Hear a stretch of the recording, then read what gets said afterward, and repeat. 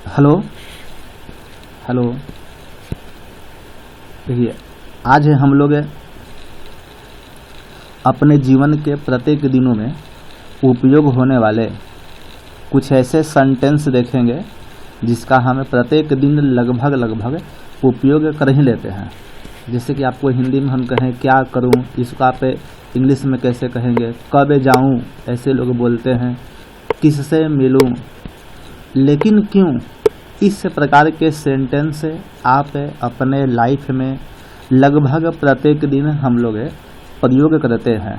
तो आज है इसी प्रकार के सेंटेंस का हम लोग इंग्लिश में कैसे बोलेंगे, इंग्लिश के माध्यम से कैसे हमें बताने का प्रयास करेंगे, एक्सप्रेस करेंगे, उस वाक्य को आज हम लोग देखने का प्रयास करते हैं। तो चलिए, सबसे पहले आपके पास पहला हिंदी है क्या करूं।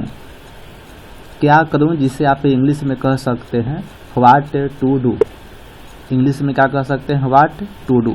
ये सब स्पोकन में भी आपके काम आ सकते हैं। जो बालक इंग्लिश में बोलना चाहते हैं तो उनके लिए यह स्पीकिंग में बहुत काम आएगा। तो क्या करूं को आप इंग्लिश में कह सकते हैं व्हाट टू डू। क्लियर है। सेकंड सेंटेंस है कहाँ जाऊं। जैसे कि मान लीजिए कि आपके कोई दोस्त या आपके घर में कोई लोगों ने कह दिया कि तुम यहाँ से जाओ, तो तब उस समय हम लोग कहते हैं कि हम कहाँ जाएं। तो कहाँ जाएं उसका आप इंग्लिश में कह सकते हैं where to go. Where to go. क्या कहूँ इसे आप इंग्लिश में कह सकते हैं व्हाट टू से। क्या कहूँ व्हाट टू से। आगे आपके पास है कब जाऊँ। ये हम लोग बहुत अक्सर बोलते हैं कि कब हमें यहाँ से जाएं। तो इसे आप इंग्लिश में कह सकते हैं when to go. When to go. कैसे कहूँ हाउ टू से। कैसे कहूँ को आप इंग्लिश में कहेंगे हाउ टू से। कैसे का आपका इंग्लिश होता है हाउ और कहना को होता है से। तो यहाँ पर आप कह सकते हैं हाउ टू से, कैसे कहूँ। अब अगला आपके पास है क्या पहनूँ। क्या पहनूं का आप इंग्लिश में कह सकते हैं व्हाट टू वियर। वियर का हिंदी आपका होता है पहनना। क्या पहनूं व्हाट टू वियर। आप सभी लोग दोस्तों इसे अपने लाइफ में प्रत्येक दिन आप इसे अप्लाई करें। प्रत्येक दिन आप 5 सेंटेंस भी इसमें से आप उपयोग करते हैं तो धीरे धीरे आपका स्पीकिंग जो है बहुत इम्प्रूव हो जाएगा। अब अगला आपके पास है क्या पढ़ूं। जैसे कि मान लीजिए कि आप अपने घर में बैठे हैं लेकिन पढ़ाई आप नहीं पढ़ रहे हैं और आपको लगता है कि मुझे सब मालूम है या किसी को कुछ मालूम नहीं भी है, तब आपको खालीपन में या कुछ आप काम कर रहे हैं तब आपके घर के लोग कहते हैं कि जाके बाबू पढ़े लिखे पर ध्यान दो, जाकर पढ़ो अभी। तब आप यहाँ पे कहते हैं कि मैं क्या पढ़ूँ, मुझे तो सब कुछ याद नहीं है, इसलिए मैं क्या पढ़ूँ। तब यहाँ पे कह सकते हैं आप what to read. What to read. अगला है किससे मिलूं। किससे मिलूं। हुम टू मीट। किससे को इंग्लिश में हुम कहेंगे। अब मिलना के आपको पता है कि मीट होता है तो यहाँ पर आप कह सकते हैं हुम टू मीट। कैसे बताऊं। कैसे बताऊं how to tell. How to tell आप इंग्लिश में कहते हैं। कैसे बताऊं ये आप अपने जीवन में बहुत बार उपयोग किए होंगे हिंदी के माध्यम से, तो हम उसे इंग्लिश में कह सकते हैं हाउ टू टेल। अगला आपके पास सेंटेंस है लेकिन क्यों। आखिर हम ऐसा काम करें तो लेकिन क्यों करें, तो उसे आप इंग्लिश में कह सकते हैं बट व्हाई। But why. जैसे कि आप मान लीजिए कि आपका दोस्त ने कहा कि भाई चलो हमको किसी व्यक्ति को मारना है, तब आप वहाँ पर अपने दोस्त से कह सकते हैं लेकिन क्यों मारना है, कुछ तो रीजन बताओ तब ना हम आगे बढ़ेंगे। बात समझ में आ रही है। इसके बाद है कोई परेशानी। Any problem. आप अपने अजीज से या दोस्त से किसी भी व्यक्ति से यह बात कहते हैं कि आपको कोई परेशानी नहीं ना है, एनी प्रॉब्लम। चलिए आगे के सेंटेंस पे हम लोग ध्यान देने का प्रयास करेंगे। अगला सेंटेंस आपके है कोई परेशानी। ये तो हो गया एनी प्रॉब्लम। जाने भी दो। Let it be.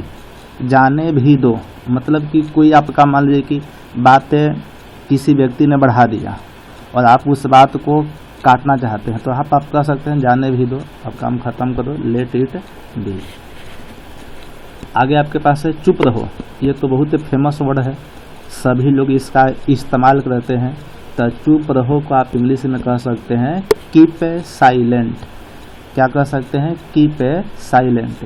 चुप रहो को इंग्लिश में कहा जाता है कीप साइलेंट। मुझे दिखाओ, मुझे दिखाओ, शो मी, मुझे दिखाओ, शो मी। जैसे कि आप अपने घर में किसी सामान को आप कह सकते हैं थैली में या बैग में लेके जा रहे हैं और उस सामान के बारे में आपके घर के किसी को पता नहीं है और आप चुप्पे से अपने कमरे में लेके जा रहे हैं, तब वहाँ पर आपके माता या पिताजी जो भी घर के सदस्य होंगे वो कह सकते हैं कि बाबू इस बैग में क्या है, मुझे दिखाओ, तो शो मी। अगला आपके पास है किसी भी तरह, समहाउ। किसी भी तरह को आपका इंग्लिश में हम कहेंगे समहाउ। आगे आपके पास है ठीक है। अगला वर्ड का है ठीक है, तो ठीक है को आप इंग्लिश में क्या कहते हैं? All right, all right. तो इस प्रकार ने हम लोगों ने हिंदी में उपयोग किए जाने वाले कुछ सेंटेंस को देखने का प्रयास किया। चलिए अब इसके आगे भी आपके पास कुछ सेंटेंस यहाँ पे लिया गया है।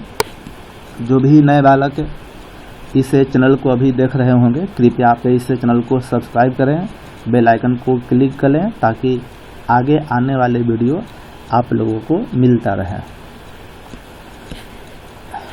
अब देखिए इसके आगे आपके पास सेंटेंस है क्या मुझे आपका नंबर मिल सकता है? क्या मुझे आपका नंबर मिल सकता है? ऐसे आप किसी भी अनजान व्यक्ति से कह सकते हैं कि आपका नंबर मुझे मिल सकता है, तो इसे आप इंग्लिश में कहेंगे can I get your mobile number. Can I get your mobile number. आगे का आपके पास सेंटेंस है मुझे तो अब आप पर विश्वास ही नहीं है। मुझे तो अब आप पर विश्वास ही नहीं है। ये सेंटेंस हम कब कह सकते हैं? जैसे कि मान लीजिए कि आपने किसी व्यक्ति पे विश्वास किया और उस व्यक्ति ने आपके साथ विश्वास बिल्कुल नहीं किया, आपके वादे को उसने नकार दिया, तब वहाँ पर आप कह सकते हैं भाई अब मुझको आप पे विश्वास बिल्कुल भी नहीं रहा है। तो उसे आप इंग्लिश में कह सकते हैं I do not have a trust on you now. आपने गलत नंबर पर फ़ोन किया है। ऐसे बहुत से आपके साथ देखते होंगे कि होता है कि कोई अनजान व्यक्ति ने आपका आपके नंबर पर फ़ोन कर दिया। उस व्यक्ति ने कहा कि मैं फलाना व्यक्ति से बात करना चाहता हूँ, तो आप कहते कि नहीं भाई फलाना व्यक्ति नहीं है। कहाँ से आप बात कर रहे हैं, कहाँ पे फ़ोन लगा है, इतनी बातें होने के बाद तब जाके आप कहते हैं या आपको कोई व्यक्ति कहता है कि आपने गलत नंबर पे फ़ोन किया है, तो उसे आप इंग्लिश में कह सकते हैं you have dialled the wrong number. You have dialled the wrong number, आप इसे कह सकते हैं। तुम इतने मतलबी कैसे हो सकते हो? तुम इतने मतलबी कैसे हो सकते हो? मान लीजिए कि किसी दोस्त ने आपको किसी समस्या में हेल्प किया, लेकिन आप उसको समस्या में हेल्प नहीं किए, तब वहाँ पे ये बातें कह सकते हैं कि भाई हम तुमको सहायता किए थे और हमारी जब मुसीबत है तो तुम हमारी समस्या में शामिल नहीं हो रहे हो। इसका मतलब कि तुम इतना मतलबी कैसे हो सकते हो? तब आप इंग्लिश में कह सकते हैं how can you be so selfish. How can you be so selfish. अगला सेंटेंस है उसे जाने के लिए कहो, आस्क हिम टू गो। उसे जाने के लिए कहो, जाओ यहाँ से जल्दी, आस्क हिम टू गो। मैंने तुम्हें कल देखा था। मैंने तुम्हें कल देखा था। ये तो सेंटेंस बहुत बार बोल भी देते हैं कि भाई तुमको तो हम कल देखे थे, अब फिर आज तुम हमसे मिल ही गया। या ऐसा भी सिचुएशन होता है कि आप किसी व्यक्ति को किसी जगह पे कल देखें और आज उस व्यक्ति से आप मिले, लेकिन उस व्यक्ति ने कहा कि ना भाई हम वहाँ पे नहीं थे, तब आप उसे कह सकते हैं कि भाई मैंने तो तुम्हें कल देखा था तो उसे आप इंग्लिश में कह सकते हैं आई सा यू यस्टरडे। यस्टरडे का उपयोग किया जाता है बीते हुए कल के लिए, यानी आज के एक दिन पहले वाले को बताने के लिए हमें यस्टरडे का उपयोग करते हैं। चलिए आगे देखते हैं। मैंने तुम्हें कल देखा, ये हो गया। अभी देखिए अगला सेंटेंस आपके पास है 10 लाख रुपए एक बड़ी रकम है। जैसे मान लीजिए कि कोई व्यक्ति आपसे 10 लाख रुपये कहता है कि भाई हमको 10 लाख रुपये की आवश्यकता है, क्या तुम हमें दे सकते हो? तब यहाँ पर आप कह सकते अरे भाई 10 लाख रुपया तो एक बहुत बड़ी रकम है, ये हमसे नहीं हो पाएगा। तब आप कह सकते हैं 10 lakhs rupees is a big sum. 10 lakhs rupees is a big sum, यहाँ पे आप कह सकते हैं। अगला सेंटेंस है वह तुम्हारे लिए इंतजार कर रहा है। वह तुम्हारे लिए इंतजार कर रहा है। ये सिचुएशन कब हो सकता है? जैसे कि मान लीजिए आप क्लास से बाहर निकल गए हैं या कहीं कहीं भी आप बाहर पे हैं और आपने दोस्त को कहा कि भाई हमें बाहर में है, तुम जल्दी वापस आओ अपने घर से या कहीं से भी आओ, और उस दोस्त ने आपके पास फ़ोन किया कि भाई अब हम जा रहे हैं। तब आप उस व्यक्ति को कह सकते हैं भाई अभी मत जाओ, वो तो तुम्हारे लिए बाहर में इंतजार कर रहा है। तो इस सेंटेंस को हम लोग 2 तरीके से बना सकते हैं। आप जैसा कि देख सकते हैं 2 मैंने सेंटेंस यहाँ पे लिया है। सबसे पहला सेंटेंस है he is waiting for you. He is waiting for you से भी आप बना सकते हैं, या ही इज अवेटिंग यू, ये दोनों सेंटेंस आप बोल सकते हैं। देखिए स्पोकन में आप दोनों सेंटेंस बोल सकते हैं। ये ग्रामेटिकली थोड़ा सा यहाँ पे समझने का प्रयास करिएगा ग्रामर के माध्यम से। अवेट के साथ में प्रीपोजिशन फॉर आता है। अवेट के साथ प्रीपोजिशन फॉर आता है, लेकिन उसी को हम अवेट भी लिख सकते हैं। तो जब अवेट लिखेंगे तो फॉर नहीं होगा, और जब फॉर लिखेंगे तो अवेट नहीं होगा। I hope you understand. आगे देखिएगा, जाने की ज़रूरत नहीं है। ऐसे भी आप सेंटेंस सुने होंगे कि भाई तुमको जाने की ज़रूरत बिल्कुल भी नहीं है, तुम यहीं पर आराम से बैठो। तब उसे आप सेंटेंस में कहेंगे there is no need to go. There is no need, need का हिंदी होता है ज़रूरत, टू गो। मैं अपने आप पर भरोसा करता हूँ। ये बात सही भी है। इंसान को अपने आप पे सेल्फ बिलीव होना चाहिए, क्योंकि जिस व्यक्ति को जब खुद पर विश्वास होता है तो उस व्यक्ति को मंजिल खुद ही मिल जाएगी। लेकिन जब आप खुद सोचिए आप अपने आप पे विश्वास नहीं करेंगे तो दूसरे पे विश्वास करने से कोई फ़ायदा भी नहीं है, क्योंकि जब आपको अपना पे विश्वास नहीं है तो दूसरा व्यक्ति आपके हित में सोचेगा, यह कोई ज़रूरी बिल्कुल भी नहीं है।